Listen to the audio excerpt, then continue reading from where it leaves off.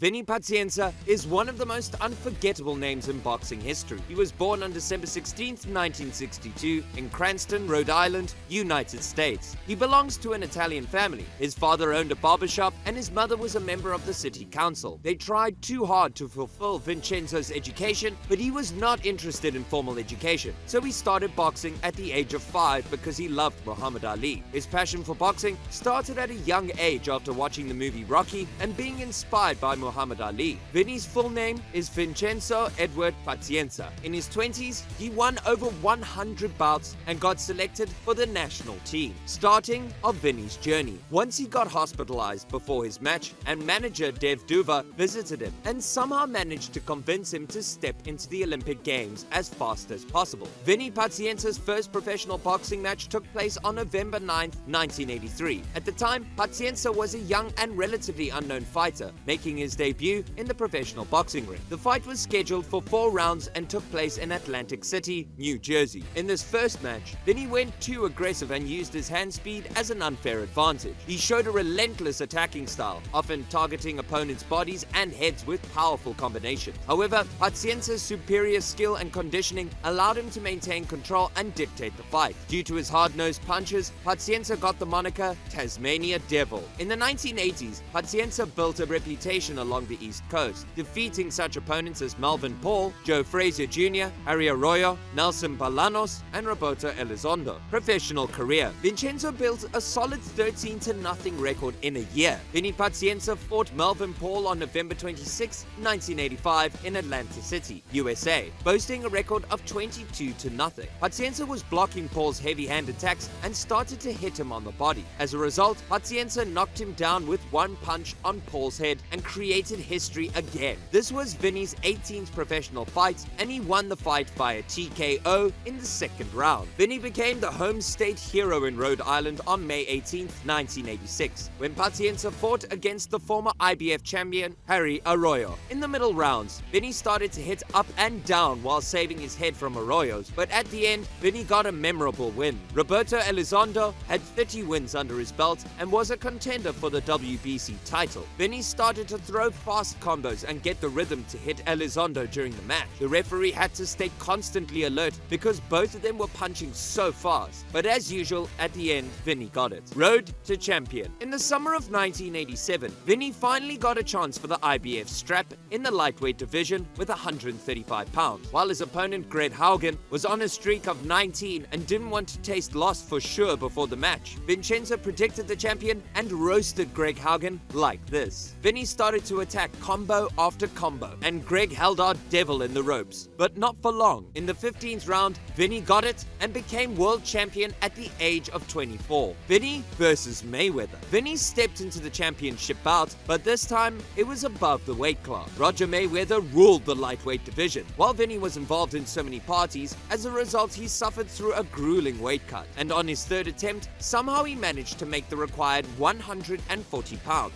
But this was not it. The night before the match, Vinny was in a casino, and this act made Vinny face problems like a lack of speed and combo. In the 11th round of the match, Vinny was hit by Mayweather's uppercut, and from there, nothing went to his side. When the final bell rang, Lou Duva went crazy, and the 66-year-old trainer stepped into the ring for a student. Vinny lost 117-110, but this is not the worst thing. After the result was announced, he was taken to the hospital because he was severely dehydrated. Pazienza's life was in danger because his heart was beating once every 7 seconds. He was so close to death, but this is how his father saved him. The comeback. After that, Vinny bounced back in the ring with some new business plan. He teamed up with Mike Tyson's former coach, Kevin Rooney, while on the other side of the ring, there was Jake Carroll, a young prospect who was known as a bull on a 6-win streak. In the last round, with a body combo and a headshot, Vinny broke his streak. He won the USBA championship against Ron Amundsen in a 12-round decision. He defeated the WA junior middleweight champion Gilbert DeLay with a 12th round TKO in Providence, becoming the second fighter in boxing history to win both the lightweight and junior middleweight world championships. Neck injury. While Vinny's journey started to get him in shape, he got into a serious accident. On November 12, 1991, he and his friend went for the massage therapy session, but they didn't arrive there. Pazienza was a passenger in a car that was involved in a head-on collision in Warwick, Rhode Island, at an estimated speed of 40 miles per hour, or or 64 kilometers per hour, as a result of which he suffered a dislocated vertebra and 2 fractured vertebrae in his neck. The driver of his car suffered a head injury, and the driver of the oncoming car suffered minor injury. Pazienza sued both drivers and was awarded $926,000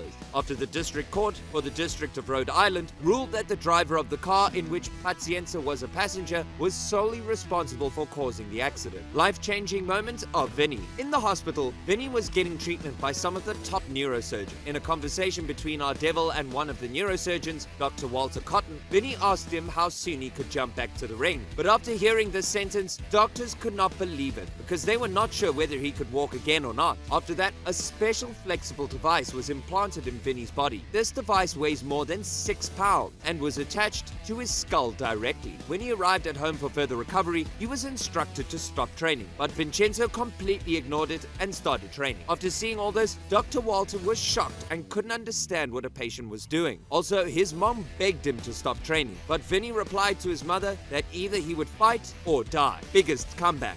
3 months later, Vinny announced his comeback in boxing. After 13 months of waiting, Vinny finally jumped back into the ring and fought against Luis Santana. Unfortunately, he defeated him and made one of the most remarkable comebacks in the history of boxing. Following his comeback, Vinny continued to face formidable opponents. In his career's last stage, he faced IBO belt holder Greenwood Brown in July 1998. In the 3rd round of the match, Vinny was down on his knee, but after that, he attacked back with rapid combos and won the match because the referee rang the bell at the end. He squared off against former title contender Brett Lawley, undisputed welterweight champion Lloyd Hannigan, Robbie Sims, and even the legendary Roberto Duran, who held championships in 4 different weight divisions. Each fight showcased Vinny's resilience and skill, solidifying his status as a force to be reckoned with. Life outside a ring. Outside of boxing, Paz was a guest star on the TV series Police Academy, a guest on The Tonight Show with Jay Leno, featured on The Montel Williams Show, served as a guest security guard on an episode of The Jerry Springer Show, and refereed the Brawl for All fight at WrestleMania 15 between Bart Gunn and Butterby. He also appeared in the unreleased 1997 movie The Good Life, but unfortunately, after getting retired from boxing, he started to spend his time in casinos, and as a result of his financial life, got ruined. So in 2007, Pazienza was forced to declare bankruptcy, but Vinny's extraordinary life journey caught the attention of Hollywood, leading to the release of the 2016 film Bleed for This. The movie chronicled his incredible comeback, and once again, his life picked up. In his overall boxing career, he fought in the ring 60 times and lost 10 of them.